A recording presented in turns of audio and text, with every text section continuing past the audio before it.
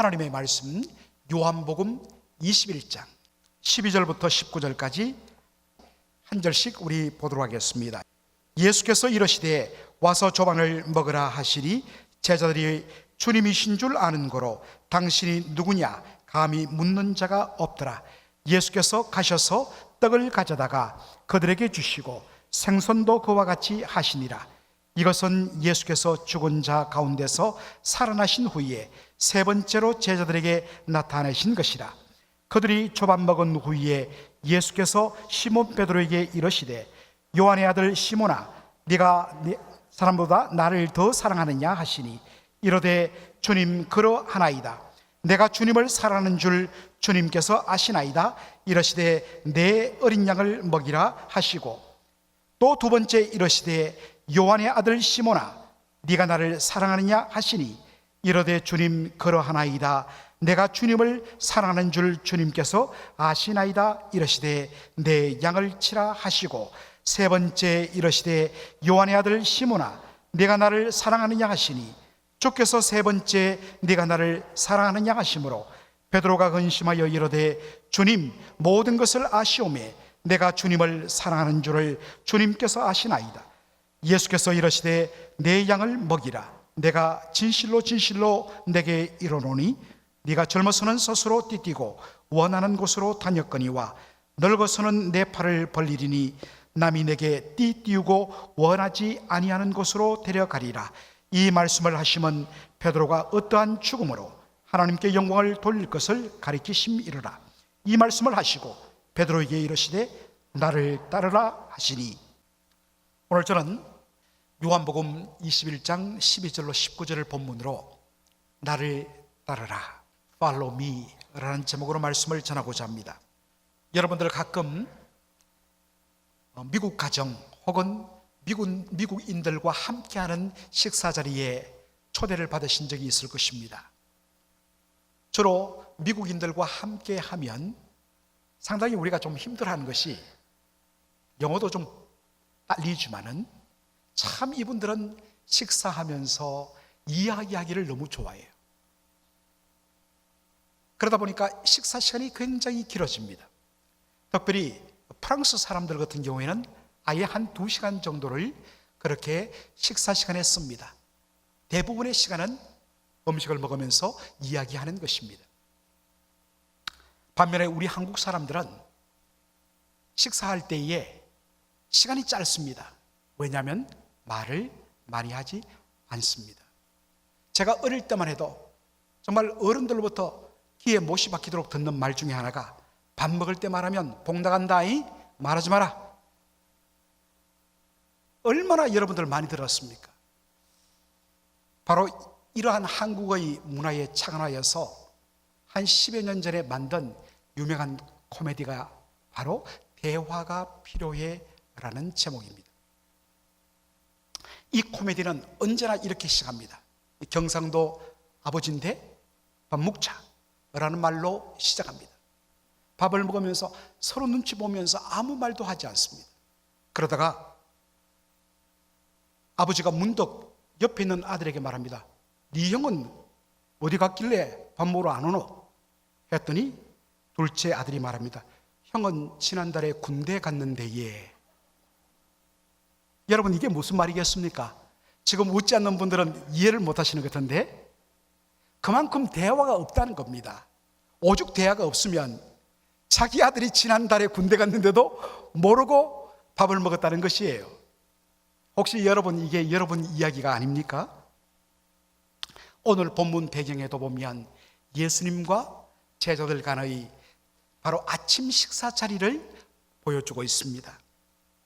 베드로를 비롯한 제자들은 정말 상실감에 사로잡혔어. 예수님의 사랑을 받을 수가 없었어. 그래서 모든 건 내려놓고 다시 옛날 고기 잡는 그 때로 돌아갔습니다. 밤새도록 갈릴리 호수에서 그물을 내리지만 한 마리도 잡지 못해요. 그런데 저 멀리 예수님께서 호숫가에서 얘들아 그물을 배 오른편 내리라 그 말씀에 순종하여서 내렸더니 여러분 몇 마리가 잡혔어요? 153마리. 대답을 안 한 분들은 지난 주일날 안 오셨다는 증거가 됩니다. 153마리의 물고기가 잡혔어요. 그런데 바깥에 나가 보니까 예수님께서 숯불을 피우고 그 위에 생선도 구워놓고 떡도 구워놓고 아심을 준비해 놓으셨습니다. 그런데 예수님 여러 말하지 않았습니다. 제자들에게 예수님 하신 말씀은 딱 한마디입니다. 뭐지요? 와서 조반을 먹으라. 와서 아침을 먹으라. 이걸 이제 경상도 버전으로 바꾸면 마이 잡사가 되고, 전라도 사람들은 언능 들더라고, 충청도 사람들은 말은 느린데 항상 표현은 짧아요. 뭐요? 빨리 먹으라 하죠. 제자들은 예수님의 이 부르심 앞에 어떤 말도 하지 않았습니다. 주님이신 줄 안고로 당신이 누구냐? 감히 묻는 자가 없었더라. 그들은 예수님께서, 부활하신 예수님께서 왜 자신을 찾아왔는지 알았습니다. 내 너희들을 끝까지 포기하지 않겠다는 예수님의 그 마음을 알았기 때문에 그 예수님의 사랑에 감동되어서 더 이상 말하지 않고 밥을 먹었던 것입니다. 오늘 본문의 메인 포인트는 무엇입니까? 바로 예수님과 베드로 사이의 대화입니다. 19회, 자, 우리 다 함께 15절을 읽도록 하겠습니다. 그들이 조반 먹은 후에 예수께서 시몬 베드로에게 이르시되 요한의 아들 시몬아, 네가 이 사람들보다 나를 더 사랑하느냐 하시니 이르되 주님 그러하나이다. 내가 주님을 사랑하는 줄 주님께서 아시나이다. 이르시되 내 어린 양을 먹이라 하시고. 여러분, 예수님께서 요한의 아들 시몬에게 뭐라고 말씀하십니까? 요한의 아들 시몬아, 네가 이 사람들보다 나를 더 사랑하느냐? 그럴 때에 시몬 베드로가 뭐라고 대답합니까? 주님, 그렇습니다. 내가 주님을 사랑하는 줄 주님께서 아십니다. 그러자 예수님 뭐라고 말씀하십니까? 내 어린 양을 먹이라. Feed my lambs. 자, 그런 후에 여기서 대화가 끝나면 되는데 예수님 어떻게 하시죠? 이 똑같은 질문을 2번 연속 더 반복하십니다. 합하여 몇 번 같은 질문을 하시죠? 3번을 하십니다. 왜 예수님께서 똑같은 질문을 3번 연속으로 반복했을까? 한때 한국교회에서 이 본문을 가지고 설교를 할 때에는 주로 헬라어를 가지고 설명하는 경우가 많았습니다. 실질적으로 이 본문을 헬라어 성경으로 보면 예수님께서 시몬 베드로에게 첫 번째, 두 번째 네가 나를 사랑하느냐 했을 때 예수님은 아가파오라는 단어를 쓰십니다. 헬라어에서 사랑이란 말은 단어가 3가지 다릅니다.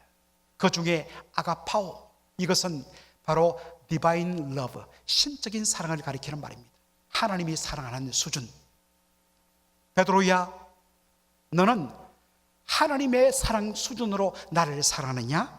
라고 질문했다는 것입니다.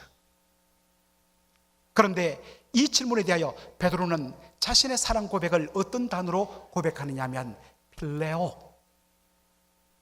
이 필레오라는 것은 친구 간의 우정을 가리킵니다. 주님, 저는 신적인 수준으로는 사랑하지 못하고 그저 친구 간의 우정 정도로 우리 주님을 사랑합니다 라고 고백을 합니다. 그러자 예수님께서 이번 3번째 사랑하느냐 할 때에 단어를 바꾸어 질문하십니다. 어떤 단어로 바꿨을까요? 아가파오일까요? 필레오일까요? 예, 눈치로 잡으시면 됩니다. 뭐죠? 필레오로. 그러면 베드로야, 내가 너의 부담을 걷어주겠다. 신적인 수준의 사랑 말고 친구 간의 우정 정도 수준으로 너는 나를 사랑할 수 있느냐? 그랬더니 베드로가 그러면요, 저는 우리 주님을 필레오, 친구 간의 우정 정도 수준에서 우리 주님을 사랑합니다. 그래서 예수님께서 그에게 내 어린 양을 먹이라 그렇게 사명을 주셨다는 것입니다. 그런데 여러분, 이 부분을 정면으로 반박하는 학자가 있습니다. 바로 시카고 트리니티 복음주의 신학교의 D.A. 칼슨 교수님입니다. 그분은 두 가지 바로 본문을 듭니다. 같은 요한복음에서 요한복음 3장 35절을 다 함께 읽겠습니다. 시작. 아버지께서 아들을 사랑하사 만물을 다 그의 손에 주셨으니 누가 누구를 사랑해요? 아버지가 아들을 사랑해요.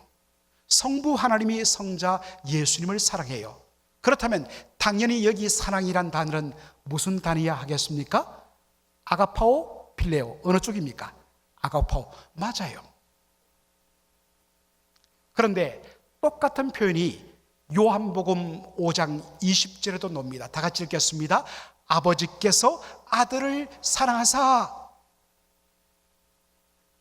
당연히 아버지가 아들을 사랑하니까 여기에 예상되는 사랑의 단어는 뭐가 되겠습니까? 아가파오가 되겠죠. 그런데 놀랍게도 여기에는 필레오라는 단어를 써요. 그렇다면 여러분, 우리가 무엇을 발견할 수 있습니까? 요한복음에서는 아가파오, 필레오, 서로를 호환하여 compatible, 서로 호환해서 사용한다는 것을 발견하게 됩니다. 그러므로 이 본문의 의미를 아가파오, 필레오의 의미로 접근하는 것은 옳지 못하다는 것입니다. 칼슨 교수님은 예수님께서 3번 연속으로 같은 질문을 반복한 이유를 바로 베드로를 향한 예수님의 속 깊은 사랑과 배려 때문이라고 이야기하고 있습니다. 여러분, 예수님께서 십자가에 예수님께서 붙잡혀 있었을 때에 시몬 베드로가 예수님 몇 번 부인하죠? 3번 부인합니다. 바로 베드로의 마음속에 있던 이 양심의 가책, 주님을 배반했다는 이 고통을 덜어내주기 위해서 의도적으로 그가 3번 부인한 그 횟수만큼 사랑을 고백하도록 물으셨다는 것입니다. 주목할 표현은 요한복음 21장 15절의 말씀에 나오는 이 표현입니다. 요한의 아들 시몬아, 네가 이 사람보다 나를 더 사랑하느냐? Do you truly love me more than this? More than this. 영어 문법으로 말하면 비교급이에요. 이 사람들과 비교하여 나를 더 사랑하느냐? 예수님 질문하십니다.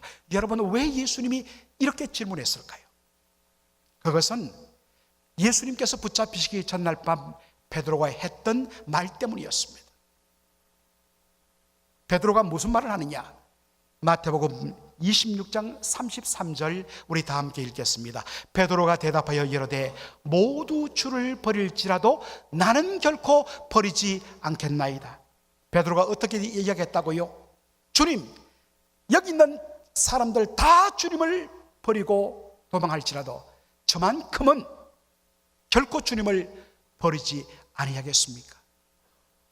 다른 사람과 비교하여 자기가 더 주님 사랑하고 더 주님께 충성함을 말했던 것입니다. 그런데 어떻게 되었습니까?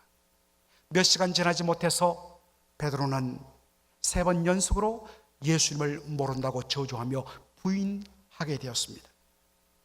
바로 이 사건을 떠올리며 예수님 뭐라고 물으셨습니까? 네가 이 사람들보다 나를 더 사랑하느냐? Do you truly love me more than these people? 이 사람들보다 나를 더 사랑하느냐? 그럴 때 베드로가 뭐라고 이야기합니까?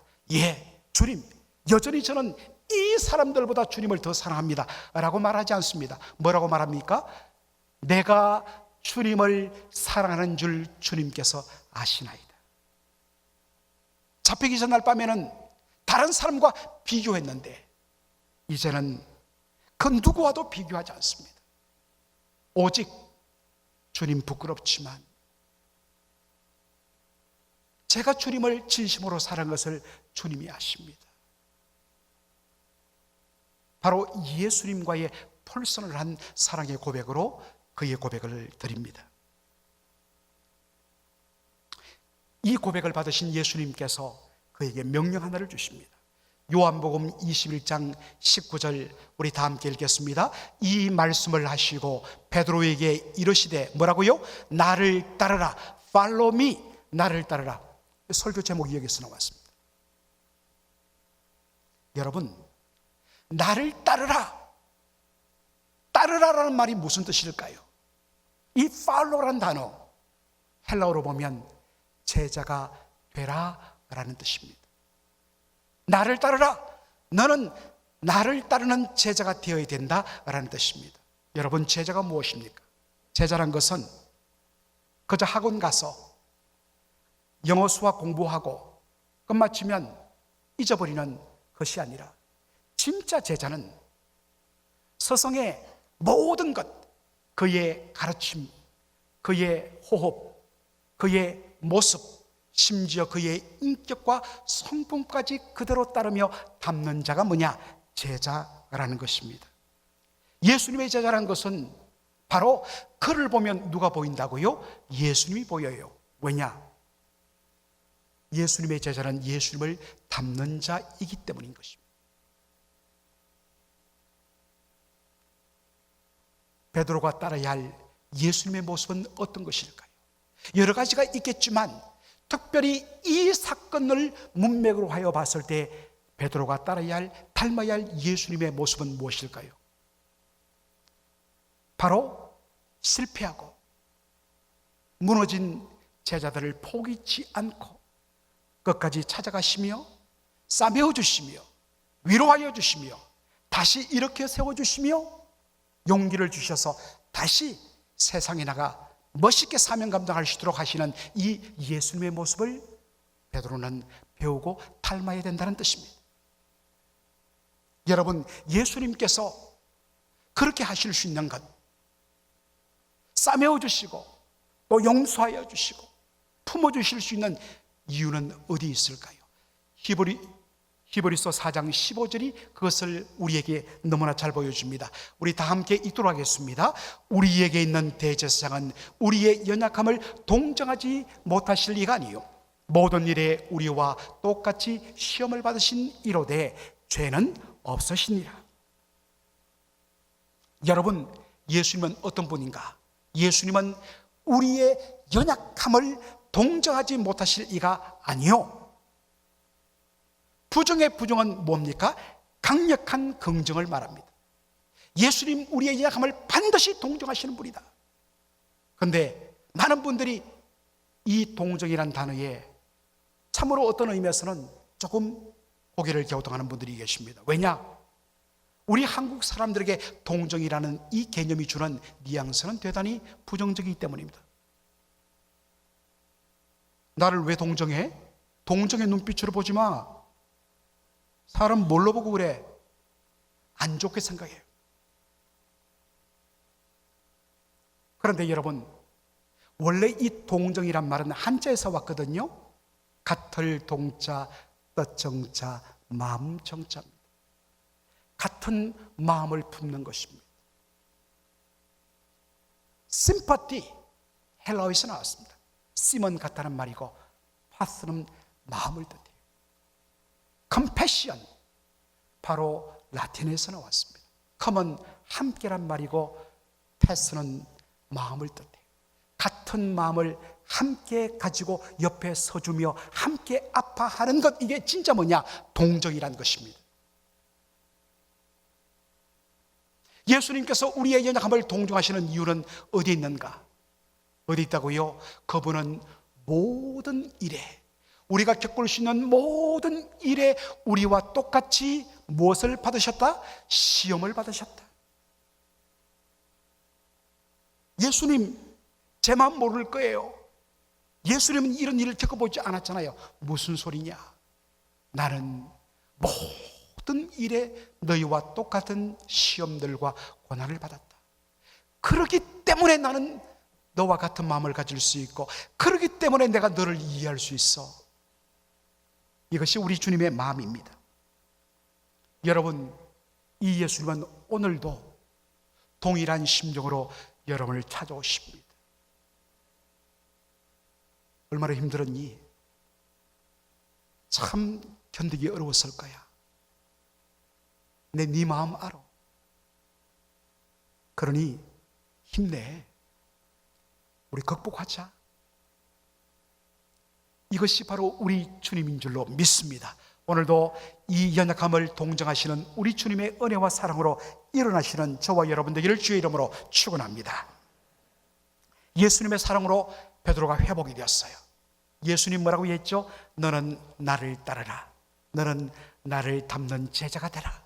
그래서 그 예수님의 놀라운 사랑으로 회복된 베드로는 똑같이 다른 사람들을 품어주며 다른 사람들을 용납하며 다른 사람들을 세워주는 그런 치유자의 삶을 살았습니다. 그것을 보여주는 말씀이 베드로전서 5장 13절에 나옵니다. 우리 다 함께 읽도록 하겠습니다. 택하심을 함께 받은 바벨론에 있는 교회가 너희에게 문안하고 내 아들 마가도 그리하니라. 여러분, 사도 바울이 이 편지를 지금 어디에서 쓰고 있느냐? 바벨론에 있는 교회에서 쓰고 있습니다. 여러분, 바벨론에 있는 교회는 어디를 말할까요? 물론 지리적으로 보면 오늘날 이라크 땅에 있었던 고대 바벨론을 가리킵니다만, 이 바벨론은 그 이후로 성경에서 특별히 2000년 전에는 로마를 가리키는 상징적 의미로 써요. 그러므로 바벨론에 있는 교회는 무슨 교회를 가리키는 거죠? 로마 교회를 가리킵니다. 왜 사도 바울이 이 편지를 바벨론에 있는 교회, 로마 교회에서 썼을까? 사도 바울은 그의 생애 말년에 로마로 건너갔습니다. 왜냐? 당시에 네로 황제에서 로마 교회가 너무나 극심한 핍박을 받고 있다는 이야기를 듣고 그들을 주의 이름으로 싸매어주고 그들에게 용기를 불어넣어주고 그들과 함께 고통을 겪기 위하여 사도 바울이 그 노구를 이끌고 친히 로마로 갑니다. 그런데 그때 함께 동행하며 그와 함께 살겠던 사람이 누구냐? 내 아들 마가도 그리하니라. 바로 마가복음을 기록했던 저자인 마가를 자신의 아들처럼 여기며 말합니다. 여러분, 젊은 청년 마가가 처음 성장의 그의 모습을 드러낸 것은 어디일까요? 그것은 사도행전 13장입니다. 사도행전 13장이 어떤 성경이죠? 어떤 내용이 나옵니까? 바울과 바나바가 어느 교회로부터 선교사로 파송을 받죠? 안디옥 교회로부터 파송을 받습니다. 알면서 답을 안 하는 여러분이 얄밉습니다. 답을 해 주시기 바랍니다. 어느 교회로부터 파송을 받았다고요? 안디옥 교회로부터 파송을 받았어요.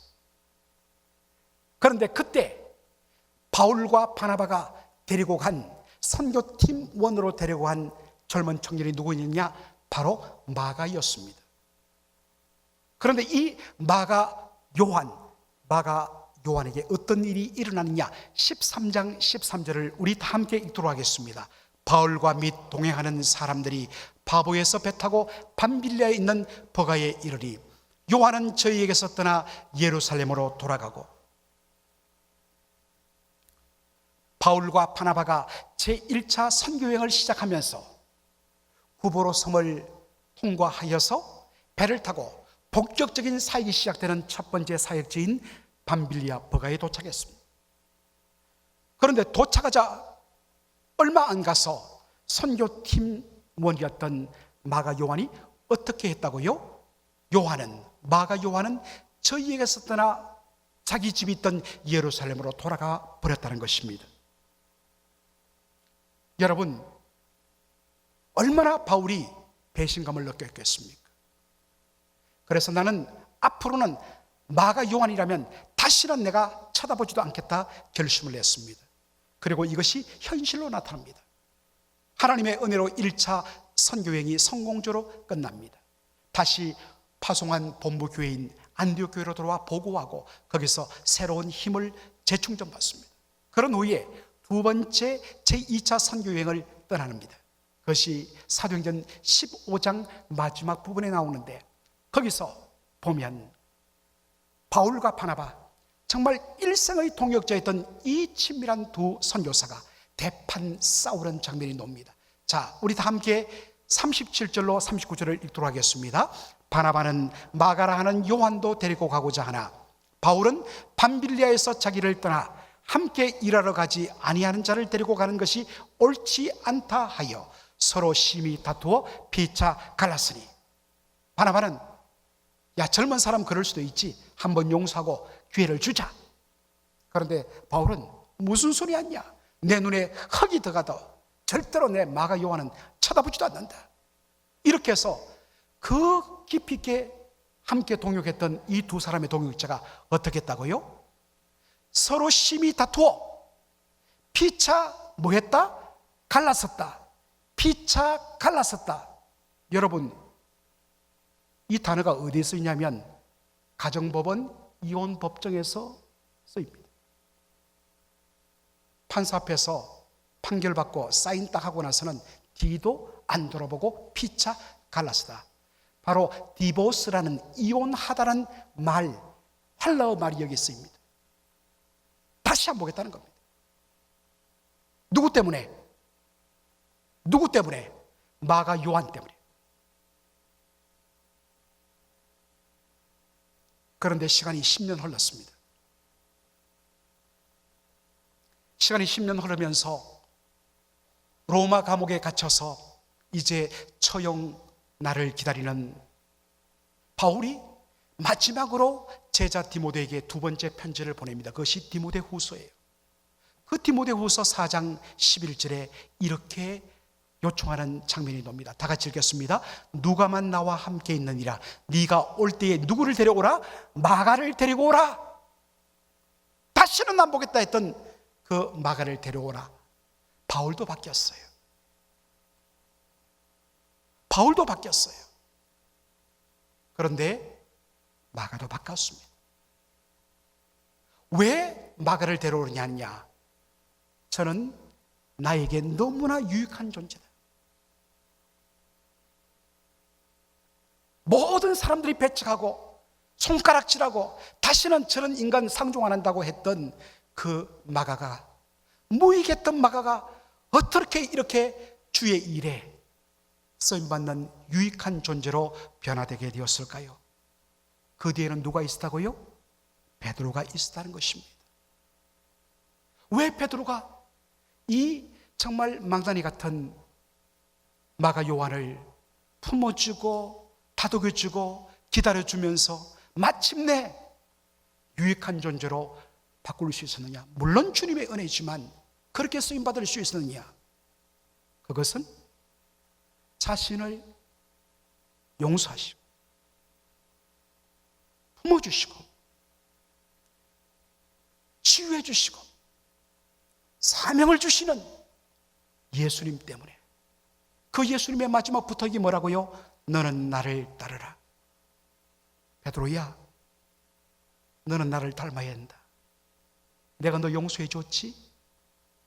너도 그렇게 해야 돼.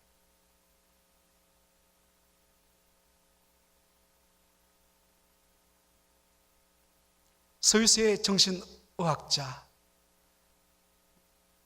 정신분석학자들이나 정신 또 전문의들은 정말 최고의 스승으로 꼽는 분이 있습니다. 바로 칼 융입니다.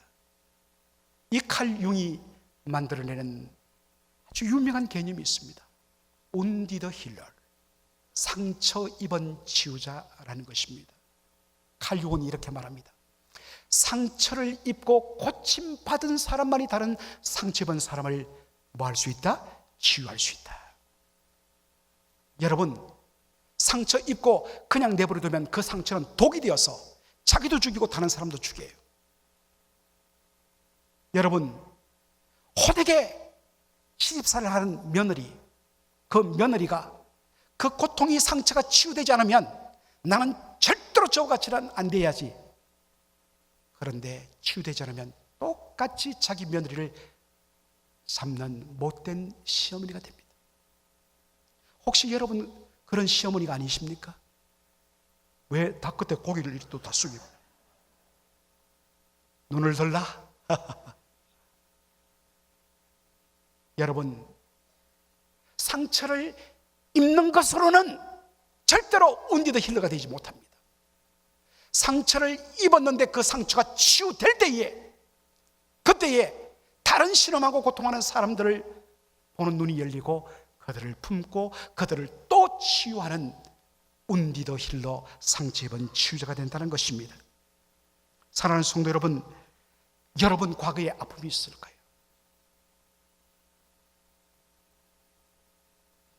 몇십 년간 그 상처를 뚫어내지 못하고 그때 그 사건만 떠오르면 분노하면서 획 돌아가 버리면서, 혹은 과거의 아픔과 실수 때문에 그것으로 자신을 꽁꽁 포장하고 자기를 방어하고 자기를 감추고 이 상태로 살아가는 분들이 계실 겁니다. 그러나 여러분 아십시오. 여러분의 그 상처가 예수님의 손에 붙들리고 예수님에 의해서 치유될 때 여러분의 상처는 분명 상처인데 바로 영광의 상처가 될 줄로 믿습니다. 여러분 어떻게 사실 것입니까? 운디더 힐러, 상처 입은 치유자로 살 것인가? 아니면 운디더 운들, 상처 입음으로 말미암아 그 상처로 또 사람들을 상처내는, 상처 일으키는 사람으로 살 것인가? 모두가 예수님의 은혜 가운데 운디더 힐러의 아름다운 상처 입은 치유자의 삶을 사는 저와 여러분 되기를 주의 이름으로 축원합니다.